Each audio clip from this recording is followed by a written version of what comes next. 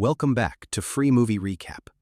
Today I'll be sharing a comedy, fantasy, and mystery film from 2009 called Symbol. Heads up, spoilers are coming. A man wearing very colorful pajamas wakes up in a white empty room with no doors, windows, or apparent ceiling. He notices something strange sticking out of one of the walls. A protrusion shaped like a male member. When he touches the tip, hundreds of tiny angels appear from the floor and walls for a moment, before disappearing again. They leave behind more of these protrusions, sticking out from the walls and floor. This is the learning phase. The man gets scared and starts for help, but no one answers. He decides to start pressing the various buttons to see what happens. Each time he does, a random object falls into the room, from a small toothbrush to a large vase. He discovers that pressing the same button gives him the same object, and he ends up with a huge pile of chopsticks. His amusement is short-lived, however, as the next button he presses causes a small cart to come out of the wall and hit his legs.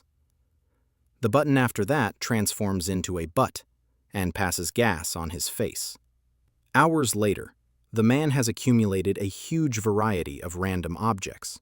When he throws a ball at the wall, it hits a button that gives him sushi. He's excited because he's getting hungry, but he realizes he's missing soy sauce. He asks his captors for it, but gets no answer. So he repeatedly presses one of the buttons until he has a pile of sushi, but still no sauce. Giving up, he eats the delicious sushi, and once he finishes, he presses the button for more, getting furious when a bottle of soy sauce finally appears. After angrily pushing the bottle away, he presses a different button and gets a pair of old-school 3D glasses. When he puts them on, he sees a little angel pointing at his own member. He gets happy, thinking he's found the answer. But when he presses that button, all he gets is a countdown and a giant butt appearing from above to pass gas on him. Some hours later, he's read 5 volumes of a manga and finds it very entertaining. When he presses a button for the 6th volume, he gets the 7th instead. Frustrated, he tries other buttons, which give him volumes 8 and 9, but still no 6. The last button he tries, though, has a surprise. It opens a section of the wall to reveal a door. The man is thrilled, but in his excitement, he loses track of which button opens the exit. He tries a button at random and is shocked to see a man in tribal clothes run from wall to wall. The next one makes water fall on his head. The third one turns out to be the right one, and as the wall opens, he runs to it. He tries a running position, pressing it with his foot and hitting it with a fly swatter, hoping the distance will give him more time to run. None of these work, and neither does using a jumping rope or a fan. His next plan is to get on the cart and push it after pressing the button. But after a few tries, he accepts that he simply can't control it. He needs to find a way to keep the button held down. He places the huge vase on top of it, but the button pops back up. He concludes that he needs to fill the vase to make it heavier. First, he tries the water button, but it's pointless, because no matter how he tries to redirect the water, it only falls on him. His next attempt is to fill the vase with sushi, but it becomes so heavy he can't even pick it up. The neck of the vase is too narrow for his hand, so he has to use chopsticks to remove a bunch of sushi piece by piece. Once he's removed enough, he can barely pick up the vase, so he takes it closer to the buttons. When he gets there, he has to put the vase down because he has lost track of the right button again. When he tries one, the tribal man comes out and accidentally bumps into the vase, causing it to crack and break in half. This sends the man over the edge, and as he yells, he finds the right button and starts covering it with sushi. Of course, this doesn't work either, and the button pops up through the rice. Then he tries covering the button with tape, then tape and a steel plate, but nothing works. After taking some painkillers for the pain caused by the door hitting his back and taking a nap, he wants to brush his teeth, so he presses a button to get water. It was the wrong button, and it reveals a rope falling from the ceiling. This instantly improves his mood because it gives him a new idea. He'll open the door, then use the rope to swing across the room and make it through before the door closes. Sadly, when he tries to open the door behind the fake wall, he discovers it's locked. He returns to the room just in time before the door closes, although it still hits him on his way out. In frustration, he kicks the wall, activating one of the buttons, and revealing a key floating in the middle of the room. Like the door, it goes away when the button perks up again, so he has to find a way to keep both the key in the room and the door open. First, he needs to find the key button again, because he got distracted and lost it. By observing where his foot landed when he kicked the wall, he chooses a button, only to get a dog barking at it. The same happens with the next button, but luckily, the third try is successful. While keeping his eyes and a pointing hand on the button, he walks backward and grabs a piece of sushi to mark the right button with. But when he presses it, the dog comes out again. This time, he finds the button faster and proceeds with his plan. He makes the rope appear and swings on it to reach the different buttons. But it's still not enough. As he falls to the floor, he sees a plunger he had gotten from one of the many buttons and gets an idea. He can use the plunger to touch the wall and push himself farther. After one failed attempt, the plan goes smoothly. The combination of swinging on the rope and pushing with the plunger allows him to press the key button, grab the key, press the door button, and reach the door before it closes. He wastes no time inserting the key and turning it, but he finds a nasty surprise. It also has a separate lock on the top that requires 3 numbers to open it. The man rushes out, getting hit by the door as it closes. In frustration, he throws the plunger at the opposite wall, activating the button that releases the tribal man. As he watches him walk by, surprised, he realizes something. There are 3 numbers painted on his forehead, which must be the combination he needs. Since the time behind the door is limited, he goes through the entire swinging and jumping process 3 times, once for each number. The third time, he stays there and opens the door, which is a bit stuck and requires him to push extra hard.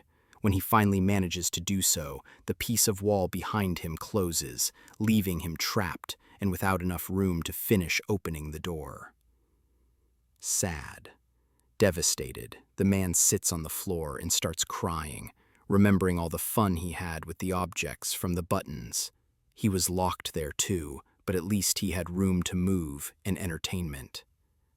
He now realizes he didn't appreciate what he had. Suddenly, he feels a breeze from the left wall. As soon as he touches it, he finds a crack and realizes it's fake. He wastes no time and pushes the panel open before running out of there, soon reaching a mysterious hallway floating in a pitch-black area. He feels like he spends an eternity running towards an exit, and when he finally makes it to a room, his hair is longer and the colors of his pajamas have faded.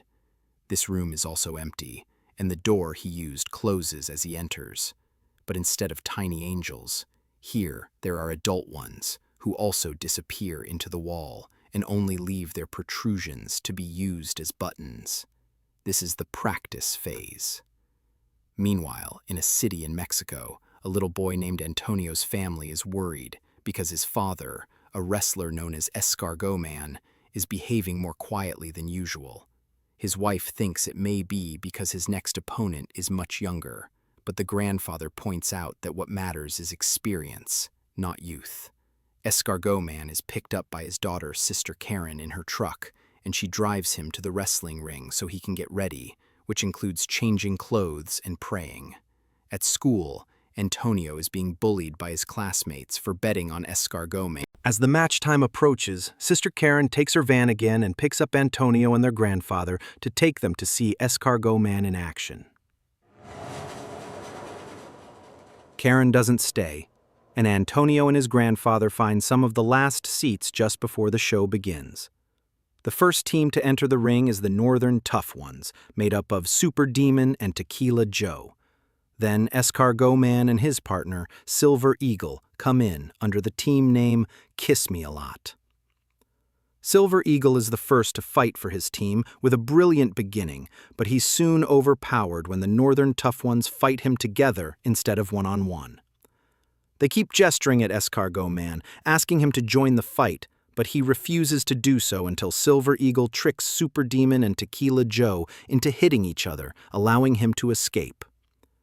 Escargot Man is quickly overpowered as well, but just when his opponent is about to hit him with a chair, the man in the mysterious room presses a button, causing Escargot Man to magically extend his neck and knock out both opponents with a single headbutt. In the room, nothing happens, which gets the man's attention, so he keeps pressing the same button, causing Escargot Man to knock out Silver Eagle, the referee, Antonio, and even the bell. Seeing no results, the man starts trying different buttons. One causes a metal band singer to breathe fire above his audience during a concert in Los Angeles. The other makes a Russian magician fail his trick when he tries to make his assistant disappear. And the third one makes a man in China bark at his own dogs. The man is about to give up when he sees some light coming from above and notices that unlike the last room, there is no ceiling, and he can see the angels flying in the distance. He decides to try something completely new. Instead of pressing the protrusions, he will use them to climb the walls. It works, and every time he grabs one with his hands or steps on one with his feet, something amazing happens on Earth. From flowers blossoming to an elephant passing away. The higher he goes, the more complex the effects become. It's not only nature anymore, there's also humanity, and both little and big things like a toaster and a moon landing. By the time he makes it to the top, the man's hair and beard have grown long, and he no longer needs to hold on to the wall. Now he can float, just like the angels. Using all his experience from training in the previous rooms, he embraces his role as a sort of god and begins choosing humanity's biggest moments on purpose instead of randomly pushing buttons. By the time he's done, he's surrounded by feathers instead of walls, and he enters a glowing portal that takes him to the final room. This one has the continents on its walls and a huge protrusion button that the man is about to press. This is the future phase.